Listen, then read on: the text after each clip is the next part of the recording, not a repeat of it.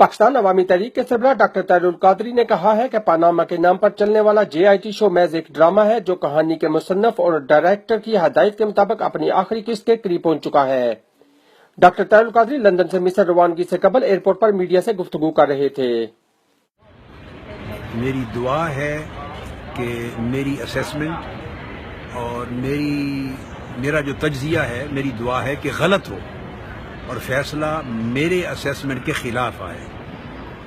मगर जहाँ तक मैं पाकिस्तान के हालात का जायज़ा लेता हूँ और साबिक़ा तजर्बात और मुशाहदात की रोशनी में मैं एक नतीजा अख़ज़ करता हूँ, तो मुझे ये लगता है कि ये पनामा के हवाले से जो कुछ हो रहा है, ये JIT समेत मेरी दानिश में ये सिर्फ ड्रामा है।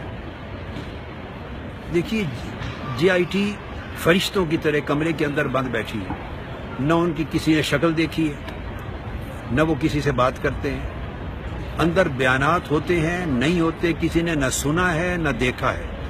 न कोई मुखालिफ फरीक अंदर जा सकता है, न किसी का वकील अंदर जा सकता है, न मीडिया वाले जा सकते हैं, और न वो अपनी ज़ुबान से किसी को कुछ बताते हैं। शरीफ फैमिली के नवाज शरीफ साहब के लोग और ये खुद जाते हैं।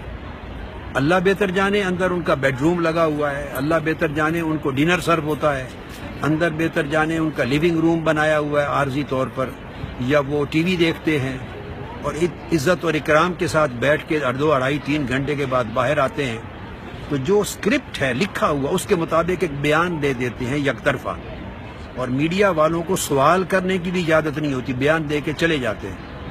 अब ये वही बताते हैं कि हमसे सवालात हुए, हमने ये कहा। वो न किसी ने सवालात करते देखा और सुना है, न किसी ने इनके जवाबात देते हुए देखा और सुना है। मेरी दानिश में ये सिर्फ एक ड्रामा है, पूरी कौम को बेवकूफ़ बना रखा है। और जिन लोगों ने कल इस फैसले के खिलाफ चीखना था और एतराज़ करना था और बोलना था, उनका पंजाबी में लफ्ज़ बोलते हैं, उनका मक्कू